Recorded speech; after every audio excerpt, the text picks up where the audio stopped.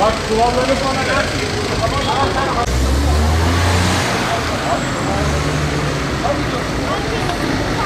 Olay arkadaşlar kovalıyormuş polisler. Yukarıdan aşağı doğru gelirken hızlıcana sola dönem giderken arkadaşlar frene basaraktan kaydılar. Biz de orada arkadaşla beraberdik. Arkadaş tam yanımdaydı. Onu tuttum, çektim. Bu sefer araç ona çarptı hafiften. Biz de duramayınca bu sefer adam direkt gitti. Baklavacının oraya direkt vurdu. Ekip arkadaşlar da çatışmalı olaya girmişler arkadaşlar. Kaçarken ekiplerin önüne düşmüşler direkt zaten.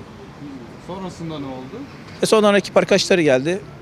Hemen güvenliği falan sağladılar. Arkadaşlar adamları, çocuklar arabadan çıkıyor. Çocuklar da 15-16 yaşlarında var ya da yoklar yani. Gençler yani.